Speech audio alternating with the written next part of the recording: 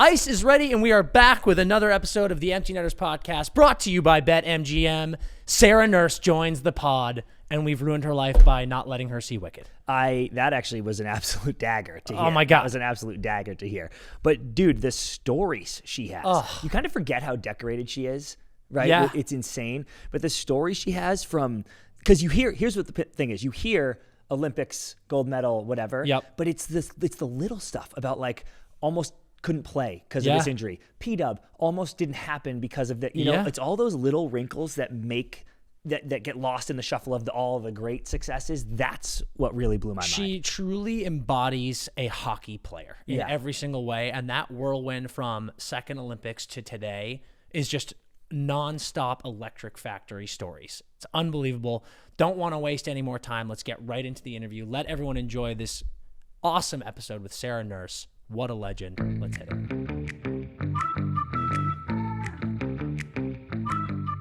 We are joined today by an Ontario native, a winner of 5 WCHA championships, a U18 gold medalist, a 3-time world championship gold medalist, and an Olympic gold medalist. Stack them up. Let's go. And now a member of the Toronto Scepters in the PWHL, Sarah Nurse, at long last. Welcome to the Empty Netters podcast. Finally. Thank you for having me. I have to ask, because I wanted to put this in the intro, but I never want to ruffle feathers. Yeah. Do you claim Burlington or Hamilton as the hometown? So I was born in Burlington, so I spent my first 2 good days there, but I was raised in Hamilton. Okay, so you're a Hamilton native. I thought you were going to say like 2 years, 2 months, 2 days, 2 days, 48 hours. I said 2 days. 2 days, and then she got booted from the hospital. Yeah.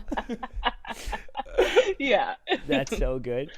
Nursey, how you're 3 games in already. This is the one thing I don't miss from playing competitively anymore. How many knocks do you already have 3 games into the season? Oh gosh, you guys. It always surprises you when the season starts, hey? It's and insane. Like all of a sudden you're getting and all of a sudden I'm just like, I try to get through the game unscathed. Yeah. I don't want to be touched. Yeah. But then here we are, beating up on each other. And It's it always unbelievable. shocks you at the beginning of every season. Yeah. Every time I walk out of a game, even I just made a joke, but even beer league, I walk out of every hockey game and something hurts no matter what. Well, it's the classic, it's the guess that bruise game. You get in the shower like a day later and you're looking at your hip and there's just a massive welt on yourself and you're like, when did that happen? Absolutely. It's ridiculous. Absolutely. It's like, it's embarrassing. I go to like a sauna at this gym and it's not anything related to my team or anything. And I have like bruises all over my body. And like, you can tell people are looking at you. Well, the other women like, don't know you're an athlete. And they're like, we need to call somebody. Yeah. The authorities need to be called exactly. immediately. Yeah. They're like, are you okay? Is everything okay at home? And I'm like, no, I'm good. I just get hit with pucks. It's fine. I'm dying at the image of Sarah just like trying to have a relaxing day at a spa and someone comes up to her and is like, if you need help, just things are fine at home. They're actually horrible at work. So yeah. Work's a nightmare. Oh my That's God. amazing. Okay, Nursey, you had an illustrious collegiate career, as Dan has mentioned already, as a Wisconsin Badger.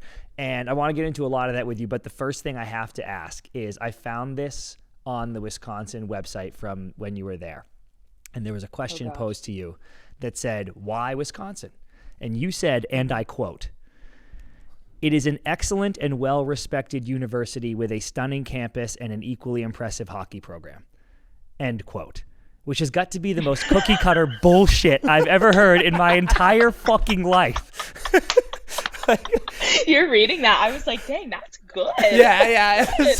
Sarah was ready for something bad and she was like, wait, I nailed that. Oh answer. my What are you talking God. about? So I'm like, what really happened? How were there other schools in the running? Actually, why Wisconsin? I want to hear the real story about how we ended up there. Honestly, stunning campus, incredible.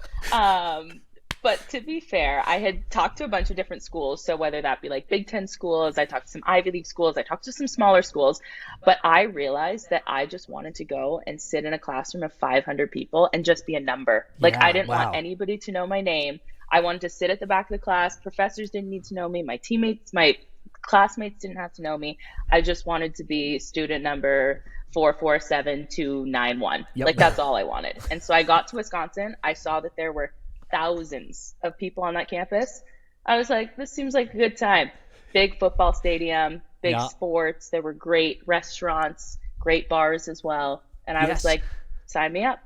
Sign me up. That sounds perfect. Were you a sweatshirt and sweatpants kind of gal at class?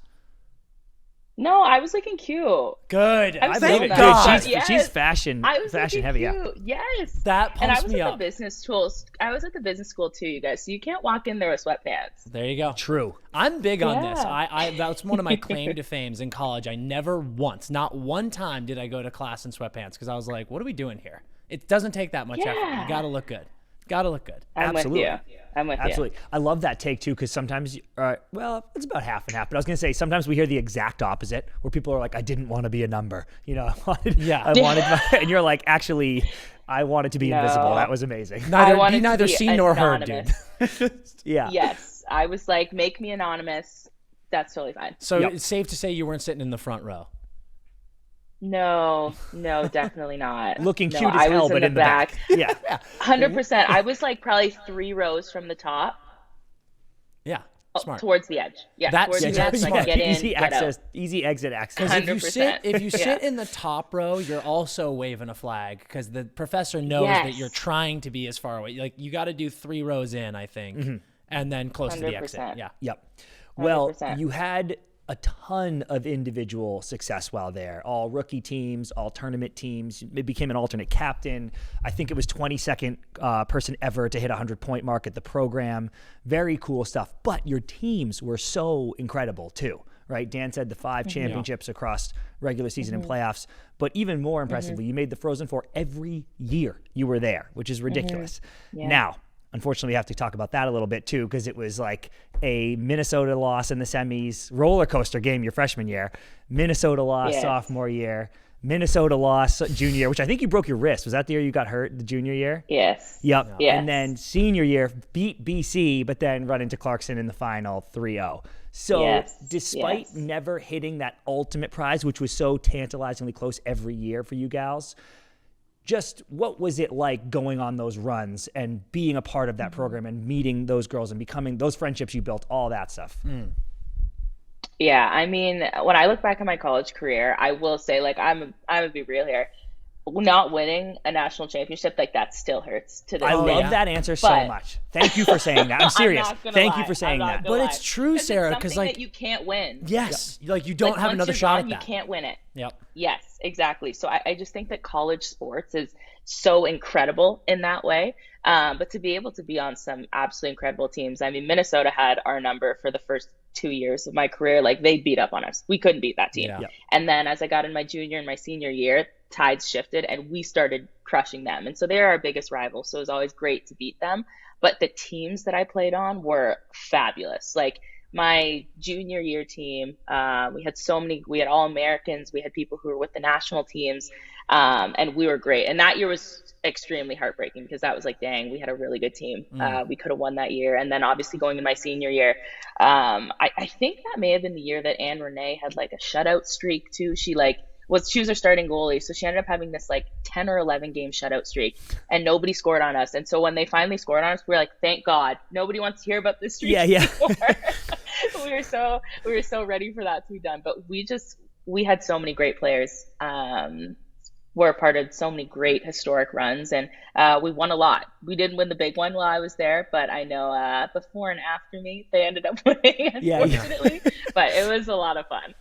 But that's good. You know that you paved the way. You know, sometimes you got to set a new 100%. foundation, and that's what you did. It's fantastic. Exactly. Yeah, it was so gratifying getting to see like the freshmen that I had as seniors, like they went on to win national championships, and so like it's special to be able to look back on that because I'm so proud of all of them. Yeah, I was about to ask, do you kind of still stay dialed in and follow the team? But it sounds like you do. It's almost hard not to, right? When you have all those deep-seated relationships with people at the club, it's hard to just forget about how Wisconsin's doing. 100%. Like, there are so many good players that, I play with and against Team Canada, Team USA, and then the coaching staff has been the same for years. So the same staff that recruited me to play there when I was like 14 years old are still there today. So we still keep in contact, and it's a pretty special place, pretty special relationship. Yeah. Was it cool playing for Mark? I was going to ask that too. Honestly, it's so funny because I like being from Canada. we didn't really know what like miracle was Yeah. like 1980. Like I really had no idea. And so this like little older man picks me up from the airport on my recruiting visit. Like we're just sitting there chit chatting. Like I have no idea who Mark Johnson is. Yeah, And you're like, then when my do I meet dad, the coach? And he's like, yeah, I was like, who is this guy? Like my Uber driver, like who is this guy? And my dad, he's a huge hockey fan. And so like, he's like giddy, and he called Mark Sunshine because he just like walks around like this. Like he just smiles the whole time. Yeah. But he's so cool. Like he never once talked about his career, at all while I was at school. And the only time he's ever talked to me, actually, he called me after 2022 in Beijing when we won the gold medal. Yeah. And he was just like, he opened up a little bit about his career to me. And he was like, just know that like winning a gold medal at the Olympics is so special. And that's something that you're going to be able to share with those girls for the rest of your life, just like I did back in 1980. And he still has contact with his, with that team as well. And so it was cool for him to open up like that. I love the In idea. in that moment, Sarah's like, wait, you played hockey? Yeah, yeah. No, I was like, wait, what?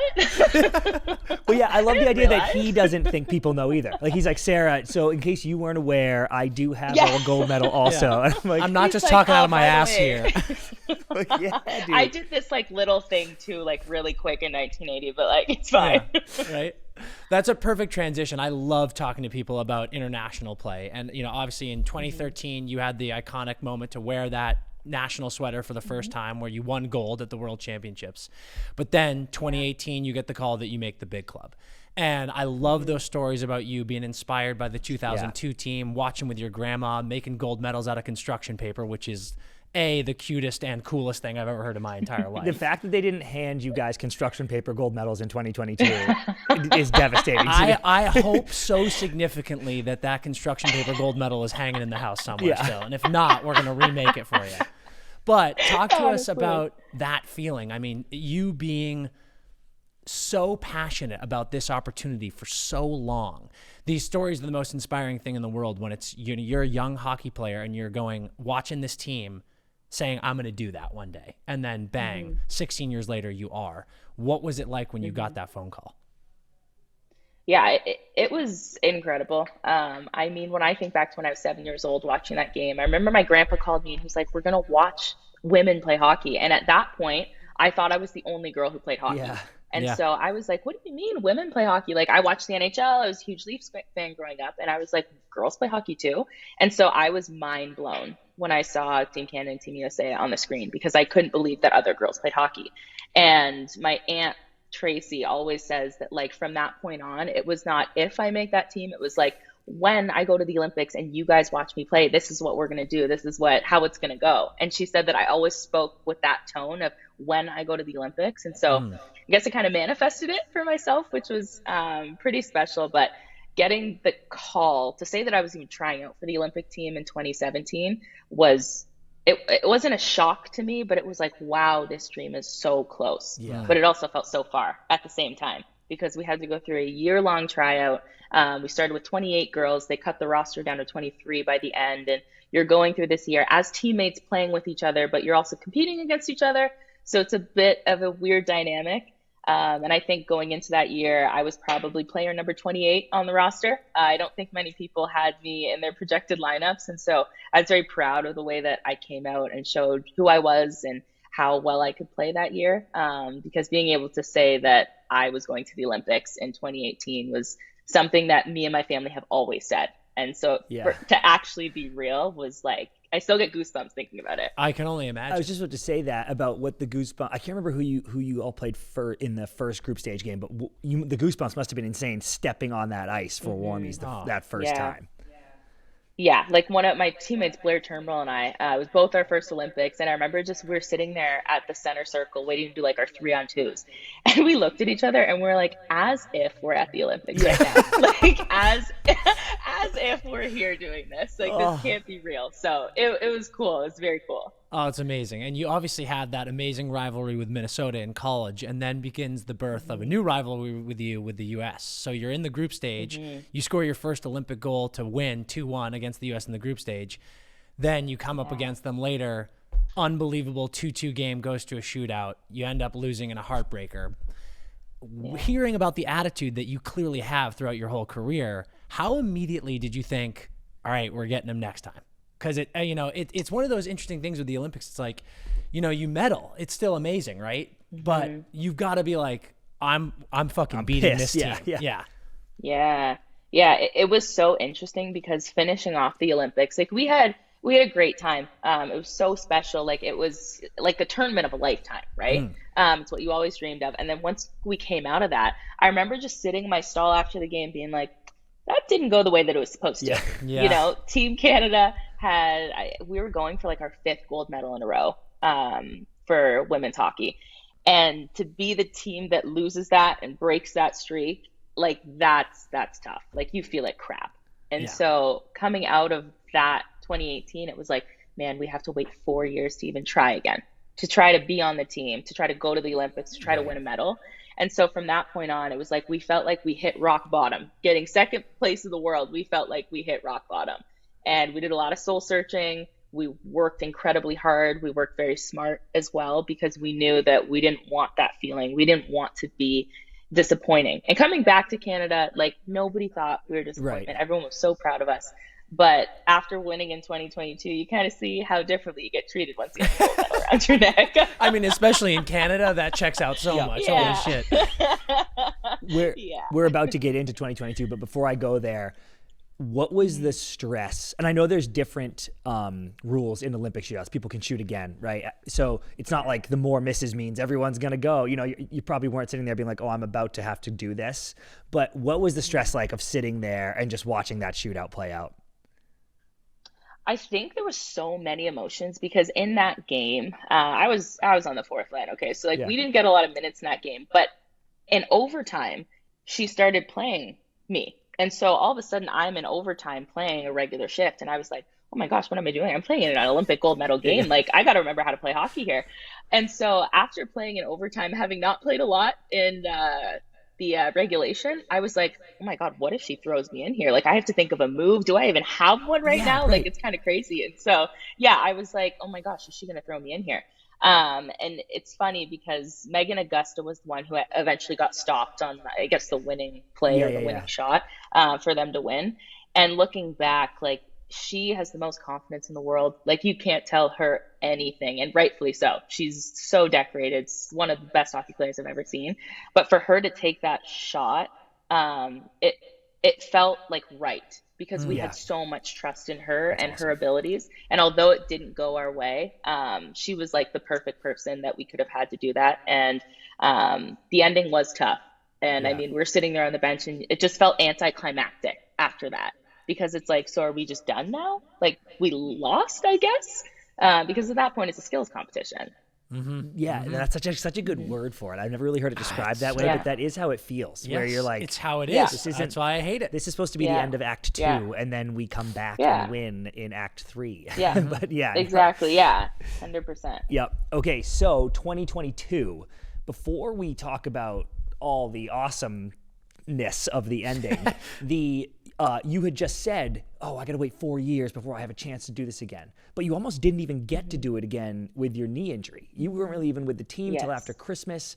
And I heard, and I was reading articles about people being like, Team USA being like, well, we suspect she's going to be there, but we don't know. But there was a lot of uncertainty with you even getting to be on that squad. So were there moments where you were like, I'm not going to get to do this because of my injury? Yeah. I hurt myself at the end of October, just in like practice on like a really nothing play. And they were like, yep, it's your knee, MCL and whatever, tear. And so originally it was like 2 to 3 weeks, then you'll be good back on the ice. And as the injury kind of progressed, we started getting more imaging. It was like, this is going to be a little bit longer than we thought. And so we play a bunch of prelim games against Team USA. The team went to Finland, and I just wasn't a part of any of that. I didn't travel with the team. I met up with them in late November, early December when the girls were playing in Ottawa. We did this really long stint in Ottawa where we played in like the Junior A Challenge, I think we did. But it got to that point that I wasn't even practicing with the team until after Christmas, like after New Year's, basically. And so I remember Gina, who was our GM at the time, calling me the day or the night before they made cuts. And she was like, Nursey, like, do you think you can play? I've talked to the medical staff. Like, I know the trajectory, but Where do you think you are? And that point, I was not practicing with the team. I was not in any contact, anything. And I was just like, yep, absolutely. Fine. And I remember never been more hanging up the fine. phone. Yeah. Never more fine. I remember hanging up the phone being like, I just lied to our GM because I don't know. Like, I don't know. I don't feel confident, but I need to figure out a way to be on the ice. And so I got the call the next day, congratulating me on making the team. And I was like, we have to put this into turbo speed. We have to do everything we can just to be on the ice. And going into Beijing, I didn't know what role I was going to play. I didn't know if I was going to be, you know, our cheerleader, making sure that everybody was okay mentally, being that great energy on the bench. And it just so happened that I guess I had a couple months of rest. I had a lot of energy in me, and I was able to produce on the ice and play a pretty special part in our win. Yeah, I would say so. So yeah, but can we just talk about that moment? Like that first time Sarah steps on the ice must have been like, well, shit, hope this goes well. Yeah, oh my God. Yeah. First knee wobble, you're like, this is not good. This is not good. Fuck. 100%. I was like, give me all the medication, like strap my knee in. I had like this crazy brace on, and I was like, let's see how it goes. Yeah. That's only thing you can do. Yeah, that's the pain management becomes the only priority. You know, 100%. like whatever. I just don't want to feel it. So absolutely. In the tournament, very similar script, I might add, building up, right?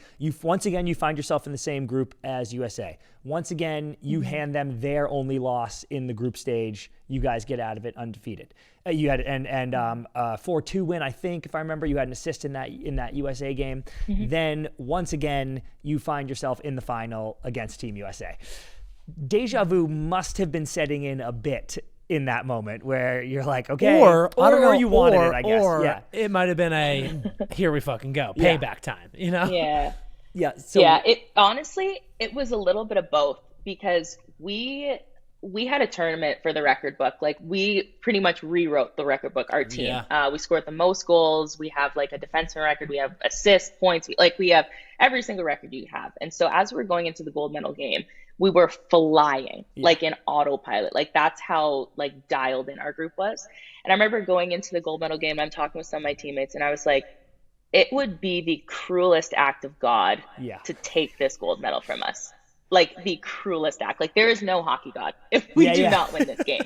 And so going into the game, we were like, this is our shot. Like, everything is going absolutely picture perfect for us because we're making it happen. Like, it's not luck. We're making this happen.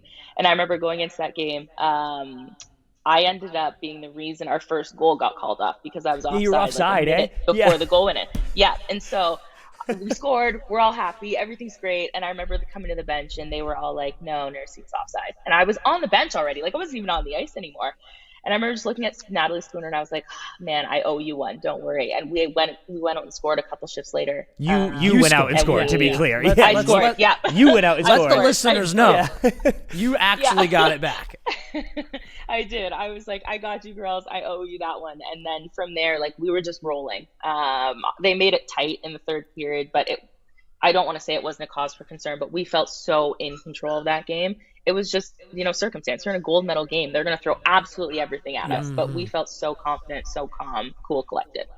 And you're right. It showed up 3-0, and you're right. I think made it 3-2 with like 13 seconds left, which isn't nothing, but is enough that I think you'd be like, okay, exactly. I think we got this. So, tell us about how'd you feel after? Like I thought it was so beautiful what you said about the weight of breaking the streak in 2018 hurt even more than just losing, right? It was an extra burden. So to be able to get that back against the team that did it for you, when you set an Olympic record for points in 18, an Olympic record for assists in 13 in a single tournament, just iconic stuff happening. Did that all take a second to wash over you? Did it hit you the next day? How did all that feel? It was very interesting because going over to China, there were like some security concerns. And so we all had these like burner phones. So the only people that had my phone number were like my parents. And again, we're in COVID, it's lockdown. So nobody's with us. We have no family and friends. So I get out of this gold medal game. I had done all the media scrums, talked about how we won, how I broke these records. Like, I am riding high. I get to my phone and there's like one text from my mom. Good game. Hey, Sarah, GG. Yeah. Yeah, literally, like, congratulations. My dad's like, thumbs up. And I was like, okay. Bit anticlimactic. Yeah. I was like, oh shoot, this feels like 2018 again. It's like climactic. But then like obviously social media was huge, and then coming back home and getting to see people, getting all my messages, and getting to see the impact that we had on the country. Like we didn't know. We're in China, so we don't know, but we were everywhere. Like they had commercials about us, they had stories about us. Like we were absolutely everywhere. We were rock stars. And so it was pretty special being able to share that coming back with not only family and friends who couldn't be there, but like everybody in the country, because that's all everybody wanted to talk to.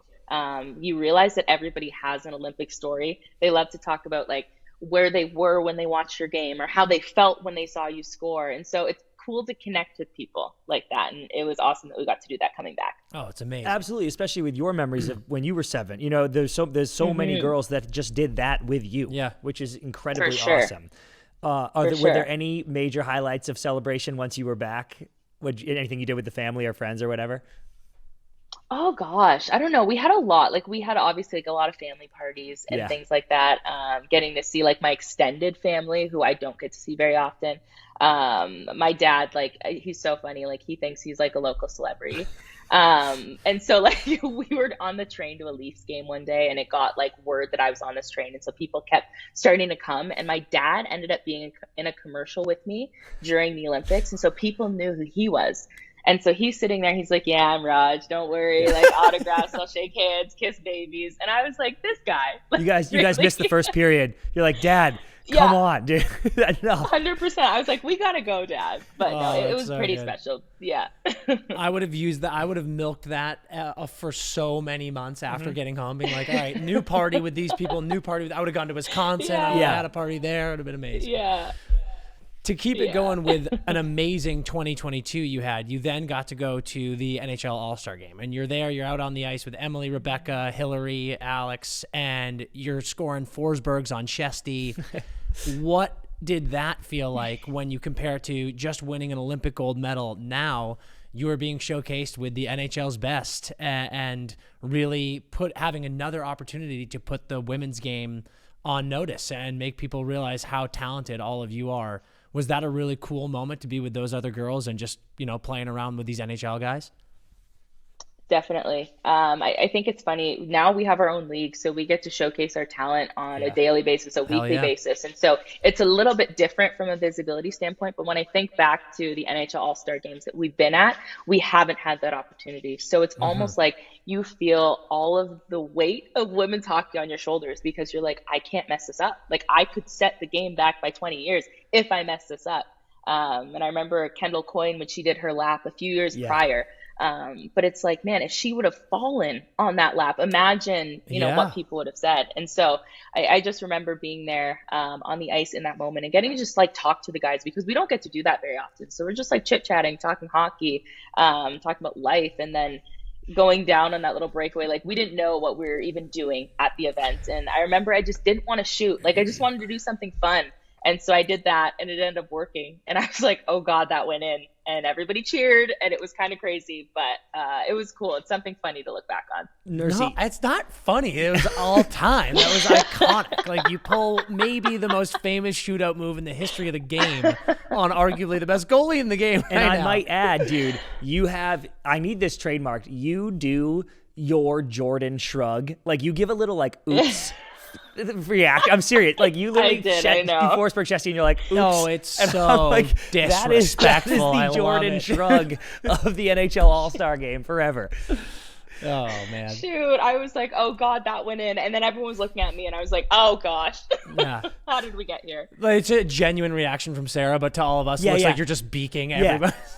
Yeah, 100%. I remember Biz came up to me afterwards, like, you have to be kidding with that reaction. Yeah. It's like, no. You're not kidding I was at like, all. I'm so sorry.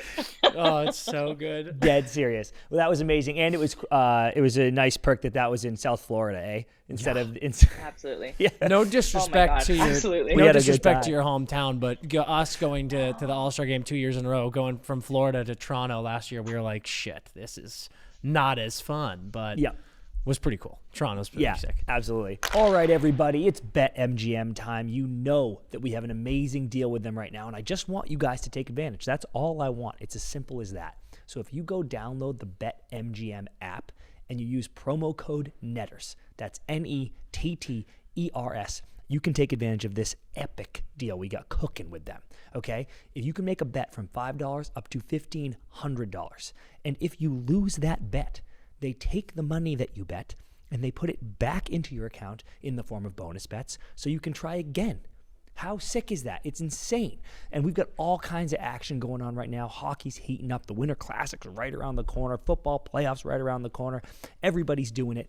Get on board right now. Promo code NETTERS with BetMGM. Gambling problem? Call 1-800-GAMBLER. Call 877-8-HOPE-NY or text HOPE-NY for New York. Call 1-800-327-5050 for Massachusetts. 21 plus only. Please gamble responsibly. Call 1-800-NEXT-STEP for Arizona. 1-800-BETS-OFF for Iowa. 1-800-981-0023 for Puerto Rico. First bet offer for new customers only. Subject to eligibility requirements. Bonus bets are non-withdrawable. In partnership with Kansas Crossing Casino and Hotel. See BetMGM.com for terms. U.S. promotional offers not available in New York, Nevada, Ontario, or Puerto Rico. Big news, guys. We're heading into 2025 absolutely ripping it up. We've got one of the coolest giveaways you could ever imagine to close out the year.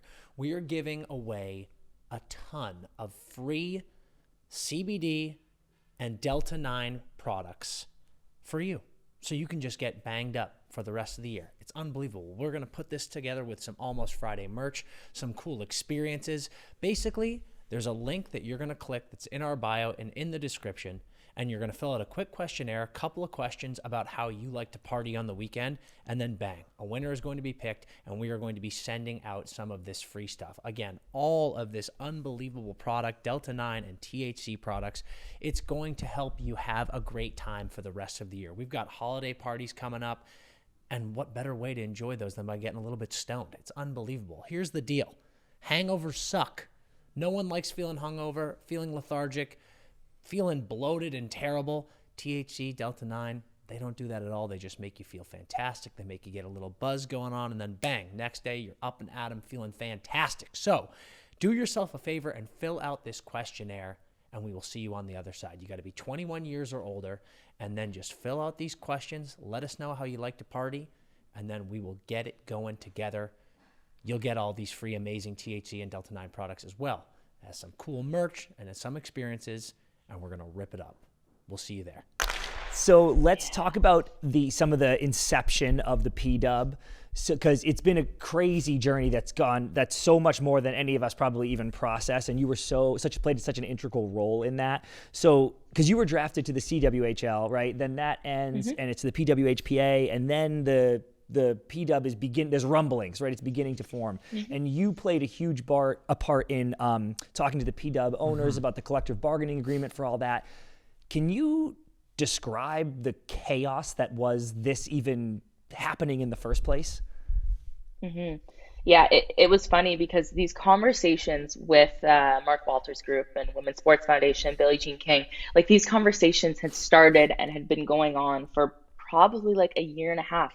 Almost 2. I believe it. And then all of a sudden we were at the bargaining table with a lawyer that costs like $800 an hour, and we're negotiating across the table with these incredible business people who have made so much money and have had so much success for themselves. And it's myself, Kendall Coyne Schofield, Hillary Knight, Liz Knox, and Brianne Jenner, who like we're just hockey players, right? Like we're not trained for any of this. And all of a sudden it was a sprint to get this thing done so that we could puck drop on January 1. Yeah, and we remember. we're learning all of this. Yeah, like we're learning all of this new like verbiage and jargon and like legal terms of how leagues even operate and run. And I remember just the biggest thing for the ownership group was that we have a collective bargaining agreement so that there are clear guidelines, expectations laid out for both sides. And there were many times throughout the process that I thought that it was going to be done. I thought they were going to walk out, we were going to walk out, and we were never going to come to an agreement. Wow. And I'm so thankful that, we were each able to bend a little bit and get that CBA, because it's been such an integral part of our league and how we function and how we run, so that we could drop the puck on January 1st of last year. And it's been just incredible ever since. Yeah, I mean, I didn't even think I realized how close it was to blowing up. I knew it was a long process, but you just don't really ever hear that it was on the knife's edge several times. I think that's really cool. Yeah, like go even on, like go if on, you go think on. about like there are different terms that are like, these are hills that we're willing to die on. and both parties had that. And so it's like, okay, how far can we get up the hill before you die? Yeah, right. yeah. And so there were a lot of those little instances that it's like, they're not going to budge on this, so we're going to have to budge somewhere else. Totally. I remember last year we were talking to agents, we were talking to people with the P-Dub about promotion and just talking about all the excitement. And as we were creeping up to January 1, hearing that certain things weren't done, even we were like, what's happening? Like, is this... We're getting too close to game day here, folks. Yeah. So it was truly, Yes. I mean, from your perspective, it must have been the craziest sprint of your life. I mean, holy shit, that was wild. Yeah, not to mention what a headache it is reading contract stuff from lawyers. It's like we do movie stuff out here too, Nursey, and so we get a lot of the contracts in there, and it's like if I have to read the word heretofore one more time, I'm going to fucking explode. I'm like, what does that mean? What is happening? I still don't know. Yes. And one more question about those early stages, Nursey. You were one of 3 people who were signed during the pre-draft because there was all that fanfare about the draft and everything. What were the details of that? How did that even become a thing? And what was that like for you to be one of those 3? Yeah, so we came up with kind of, I don't think it was called this, but in our like workings it was called like franchise players. So obviously when you figure out your markets, you figure out your teams, you need to start with something that you can help market, something that you can sell, different things like that. And so when we came up with that, the league took that and obviously made it into whatever they wanted. So each team had a like free agency signing period where they could sign 3 players, anybody they wanted, anybody they contacted, anybody that wanted them, they could sign 3 players to a 3-year contract, and they would essentially be their starting franchise players. So I was one of them, along with Blair Turnbull, Renata Fast in Toronto. And I remember that day, it felt like college recruiting all over again. Yeah. Mad dash. And it felt like everybody from every franchise was signed before like 5 o'clock on that one day. And I think it was like a 3 or 4 day period. And I remember hearing Blair had texted me saying that she was going to sign in Toronto. I heard that Renata had signed in Toronto. And I was like, dang, I got to get on Gina because like Toronto is where I wanted to be. And that was my question. Yeah. I had spoken to some other teams around the league, other GMs who were amazing. Like they gave me great pitches and I was like, considering some of them. But when Gina came to the table, ultimately, like it was a partnership that I had already been very familiar with, a city that I'm very familiar with, that's very close to my heart. And I was like, how could I not start my professional hockey career if I have the chance to in Toronto? Like, how do you say no to that? So true. That is so true. Yeah. So you get into the first season ever, which goes incredibly well. You guys go 13-4, 0-7. You're first in the league. You were second in the league with 23 points in 24 games. How are you? Not too bad. Okay. And then you get into the playoffs. You get up against Minnesota, win game 1, shutout, win game 2, shutout. Then game 3, Spooner gets hurt. You guys don't win again. Obviously not how you want it to end, but I do have to ask you, unfortunately, do you feel like you have a Minnesota problem at this point in your career? It's actually funny because obviously I don't mess with Minnesota. Like, no, Yeah. I don't mess with Minnesota, but I actually play very well against them. So if I were to pick a team to play, I would pick Minnesota because I feel like I actually put up points. Yeah. Okay. All right. I love that. I like that. So I do actually really like playing against Minnesota. That's the best attitude. You elevate against the competition. Exactly. You hate that. We just gotta get over that hump though. Knock these guys out. 100%. We just got to win when it counts. Yeah. Absolutely. Was that first season? I mean, I hear about all these things when we're reading up on you and now talking to you now. The last 2+ years, have you felt like you've just been floating on air this entire time? Because when you think about all of these unbelievable experiences that you've had, now the P-Dub is absolutely cruising. It's so fun. Have you been able to really stop and just look back and be like, holy hell, how did we get here? You talked about that first Olympic experience when you're standing on the ice going, what is going on? As if, to quote you. Yeah.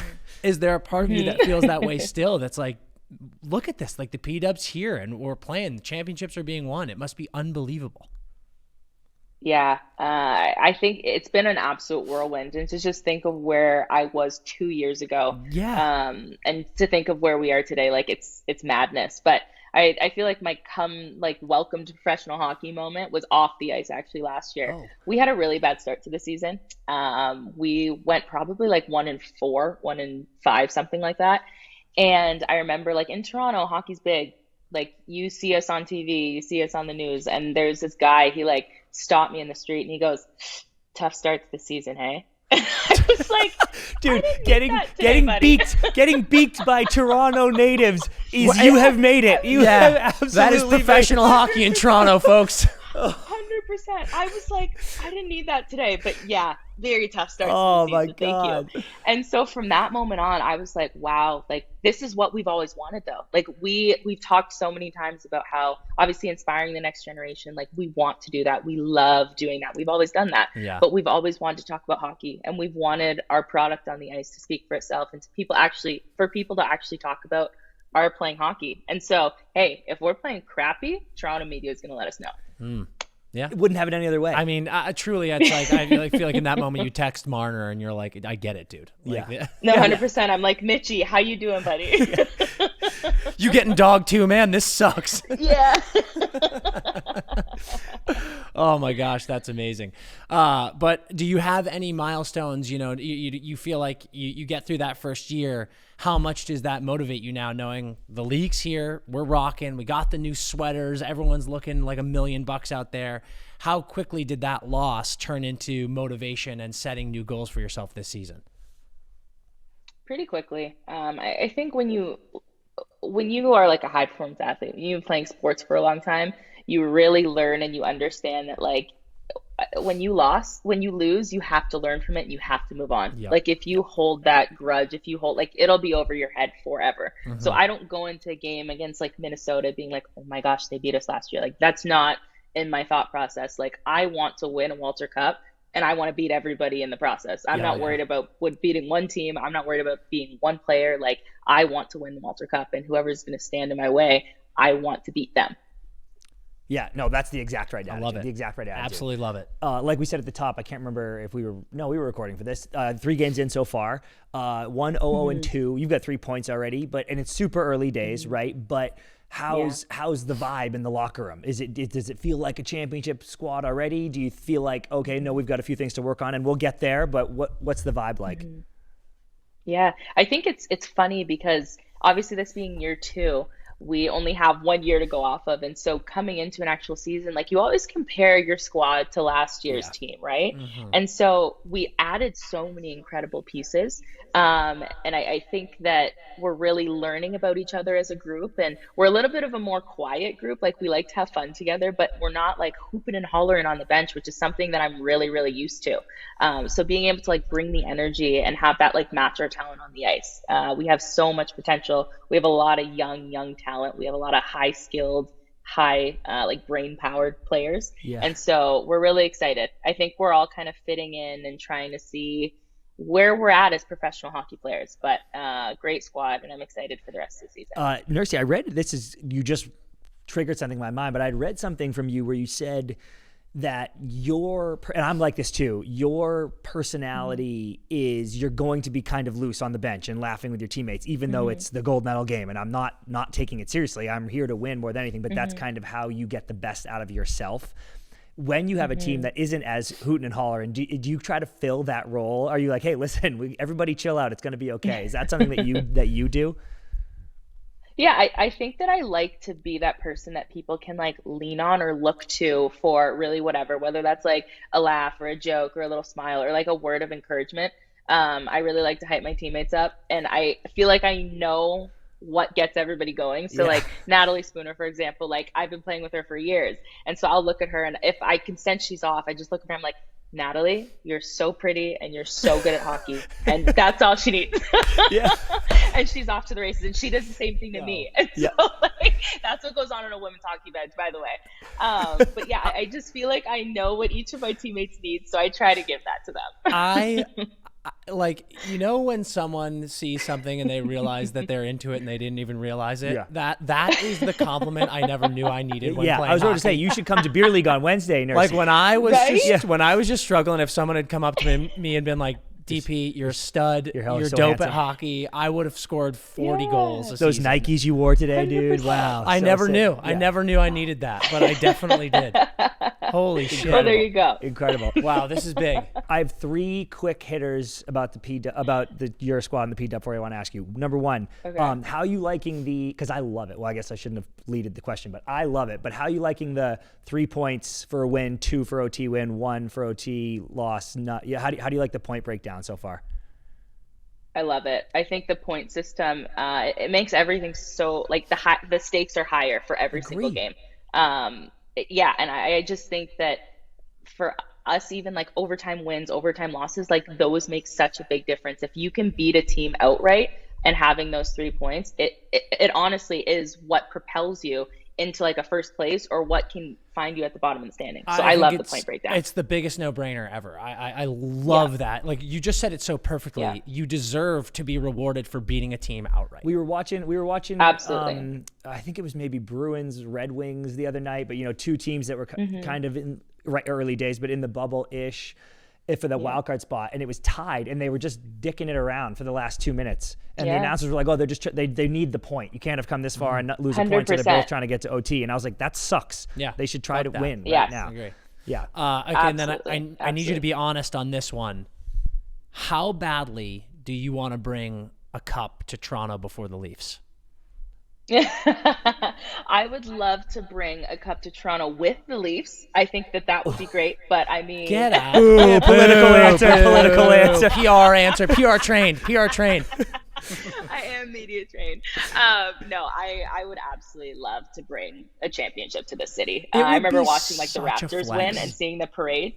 100%. Yeah. So I would love to be a part of like a winning legacy in Toronto. There's so much success in the city. So to say that we brought a hockey championship home, within the next year, 2, 3, 4, 5, I think would be absolutely incredible. Oh my God. But I'd love the Leafs to win too. Yeah, okay. I agree. I mean, for you, I agree. Same year would be sick. It would be sick. Unreal. Oh, it would just be the most delicious flex in the world to just like be able to look at all those boys and be like, hurry up, guys. Yeah. We're waiting. Polish your cup. Yeah. Exactly. You're too PR trained to. Well, no, I'm going to make you answer I this. think this one is fine. Yeah. Anyone can answer this. Please rank the PW jerseys from best to worst.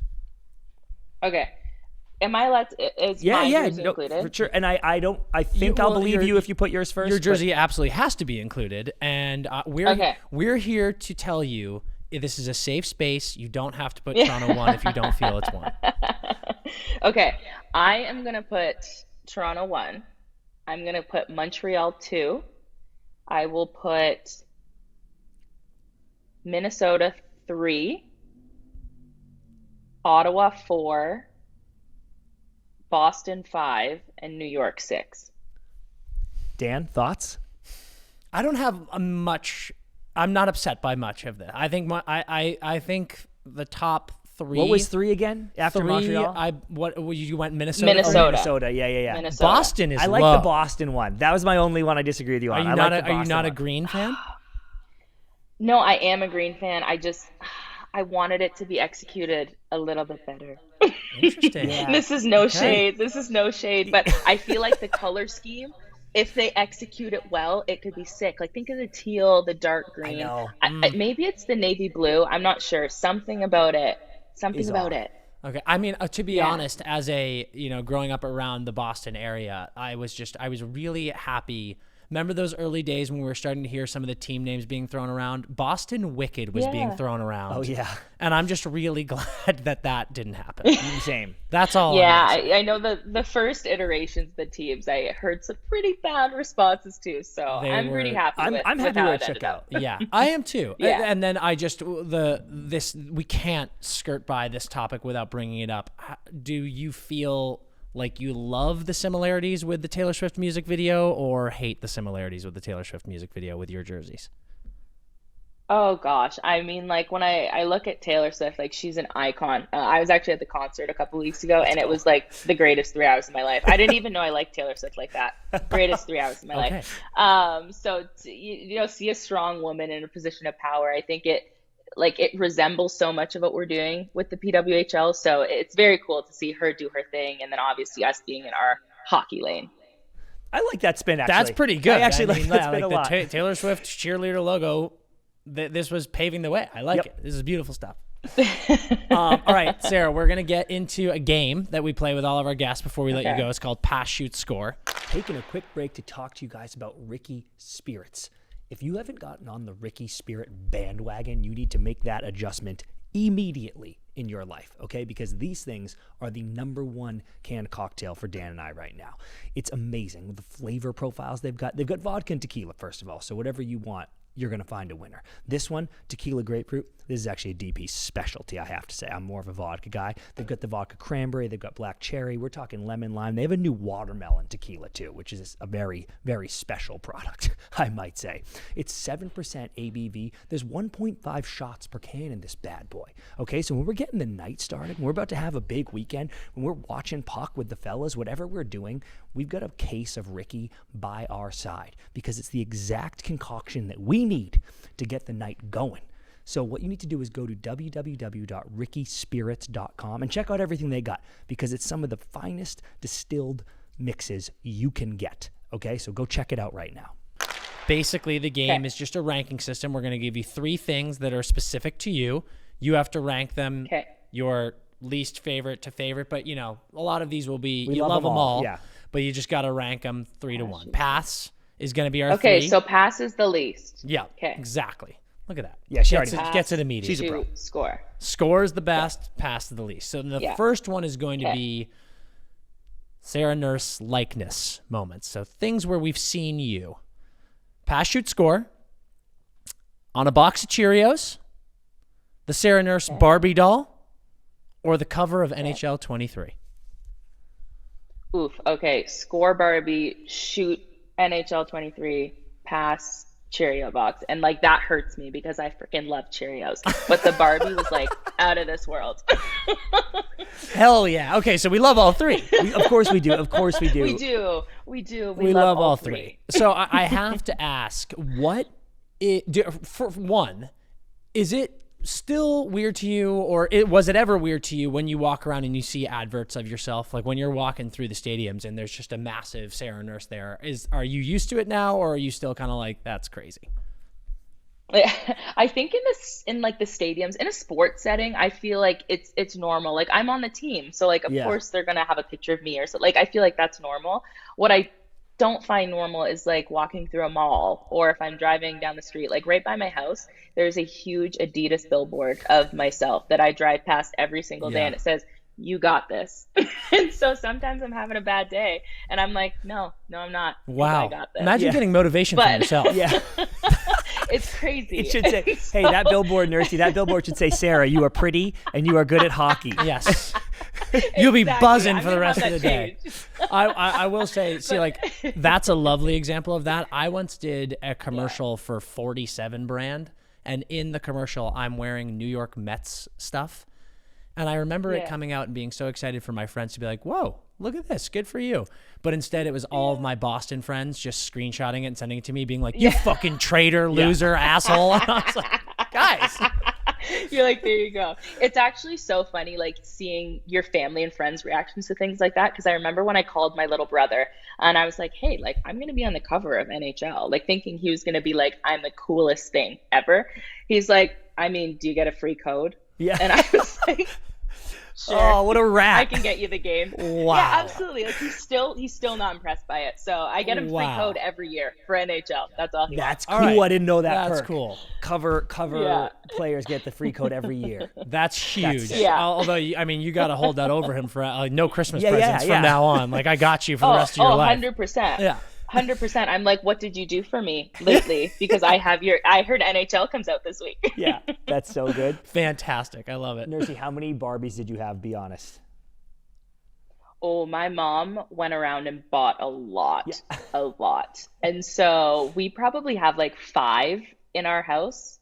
Yeah, just in our house alone. Okay, that's a good number. That's a safe number. That's a good number. It's also, I mean, like the fact that comes out, the movie comes out. I mean, like this is an iconic moment. Yep. Unbelievable. Okay, your next category is non-hockey sports. Okay.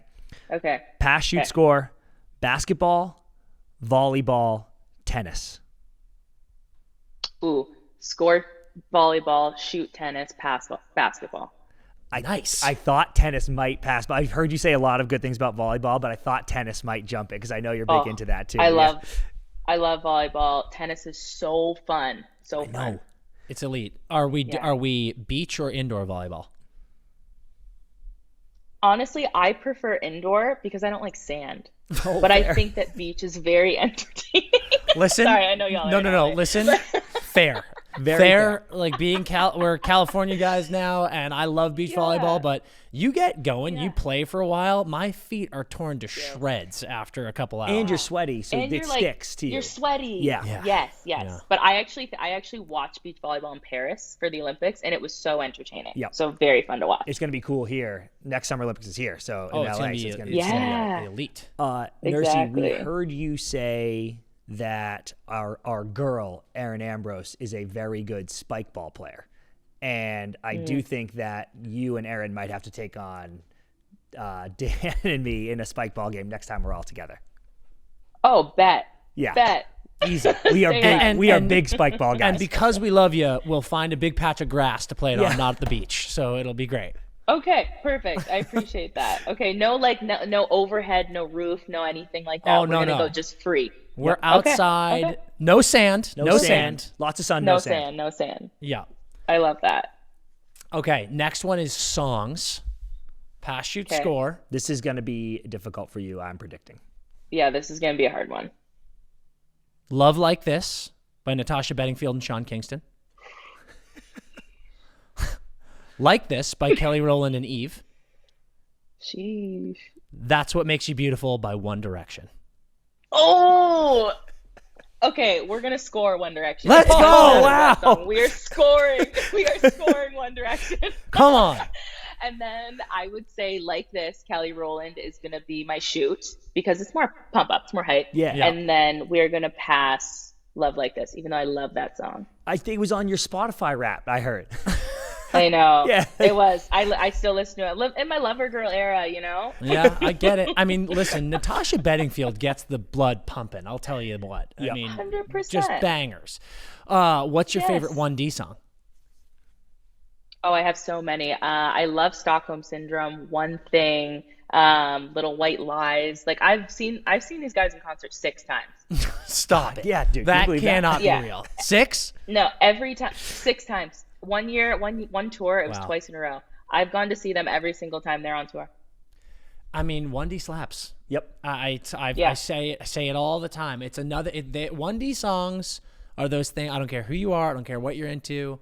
The songs come on. You start nodding your head. You know all the lyrics, even though you don't want to admit it. 1D, they absolutely rip. Yep. No, they knew what they were You doing. guys, for they're sure. still on my Spotify Wrapped. They haven't made a song in 10 years. They're my number 3 top played artist. They haven't made a song in 10 years. Well, I mean, this is you know what's funny? In an alternate universe where Sarah's not in the PW, you are a psycho, like following Harry Styles around the world. She's a style child, dude. I don't play when it comes to Harry Styles. No, okay? no, I don't fuck around at all. Yeah, dude. that's so good. This is crazy.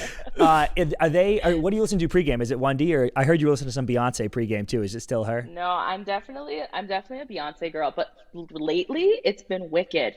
And Oh. I've never seen the play, I've never seen the movie, but I grew up I loved to sing growing up. Not good, but I loved to sing, and I would sing the Wicked songs, and so I've been jamming in my car. What are you doing? Go Go to the see the movie. It's unreal. I know. You know what's crazy, you guys? My friends are seeing it tonight without me. Oh no, That is so fucked up. How crazy! How crazy! Dan, is this might be that? our fault actually. Yeah, she's that's sitting what here with us. I Yeah. said that's so fucked up because I'm realizing what we've done to her. This is I horrible. was they were we have to go see tonight. It's half price movies. It's Tuesdays. It's Tuesday, And I was yeah, it you is. guys, I have a podcast. I have Oh, a podcast. no. And they were like, are you going to be mad if we go? And I was like, no. You know what? I would not be surprised if they text you after this and they're like, "We will go see that again." That's how good it is. Yep. Yeah, that's true. But That's you true. have to Hopefully, promise I'll cross my us. finger. You have to promise us when you go see it, you won't be one of those lunatics singing in the theater Yeah. because we cannot have that. No, honestly, that's fair. That is so fair. Yeah. You know deal. what? I'm now going to use our powers of social media and plant a fake story that Sarah Nurse gets escorted out of movie theater for singing singing. Wicked too loud.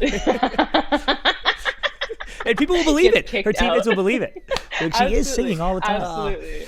She is singing all the time. I'm in the movie theater by myself. Yeah. Oh, Yep. God. Phenomenal. All right, Nursey, here's your last one. This category is called What Are You Watching? And we've kind of got some different, we've got movie, we've got TV, we've got other. So pass, shoot, score. Oh, shoot. Okay. High School Musical.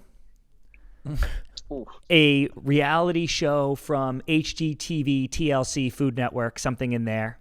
Or YouTube makeup tutorials. Ooh, those are good ones, you guys. Okay, so I'm gonna shoot High School Musical because, like, phenomenal always. Is that Wait. second, or do you mean going- score? Wait, yeah. Do you mean score? Or do No, you... no. It's gonna be second. Okay. Wow. That's Okay. gonna be second. I know. High School Musical 3, actually, to be specific. Wow. And I'm going to score. If I can make my reality TV Love Island, I'm gonna score that. And love Island. Yes. Hell yes, yeah. I will score Love Island all day. Yeah. all Hell day. yeah. And then I'm going to pass YouTube makeup tutorials because even though I do love those, I feel like I like low-key make those now, which is like fun. Let's go. Flex. I love it. Let's go. Okay, hold on. This is an incredibly important question. UK Yeah. Love Island or otherwise? Okay, UK Love Island, 99% of the time, except for this most recent season of the Yep. US version, Yep. the girls went off. Yes. Yeah, which I appreciate so much. I accept that answer wholeheartedly. As long Thank as you. it's like But- by and large UK, but however this Yes. US season has been diabolical. Legit. Yeah. Very legit. But the best one by far. And also, just like a little tidbit, Australia. Have you guys watched Australia? Yeah. Oh, I haven't seen that one yet. They're unhinged though. Like they almost go Ooh, too they're hard for unhinged. me. Yeah. Like the Aussies they're hardcore. they don't play around at all. And sometimes I'm like having a lazy hungover Sunday and I just want to watch Love Island and they are coming at me at too much. 11 and I can't handle it. So It's too much. yeah. Absolutely. Have you seen Great British Bake Off? Oh, come on. Okay, I'm just checking Bake here. Off. I'm just Come checking on. here. That's all time. It's all Especially time. around Christmas I time. Are you kidding me? Yes. I don't know if there's a lovelier television program ever. There isn't. It's unbelievable. No, there's not. Yeah, it's unbelievable. There's absolutely insane. not. All right, Sarah, we've taken up enough of your time. We can't thank you enough. This was so much fun. I am absolutely devastated that we cost you a screening Same. of Wicked. We are going to go ahead and Venmo you for the ticket. Yeah, for I was going that. to say, we'll buy you a ticket. Thank you. Seriously, this has been a blast. Before we let you go, is there anything you want to shout out, anything you want to plug? No, honestly, like PWHL season kicked off. Toronto Scepters. We have the best jerseys in the league, so make sure you check us out on social. Check out a game, and we'll be here to entertain. Hell yeah. Love it. All right. Thanks so much, Sarah. That is it for this episode of the Empty Netters podcast. Huge shout out to Sarah Nurse. What a legend. Unbelievable stuff.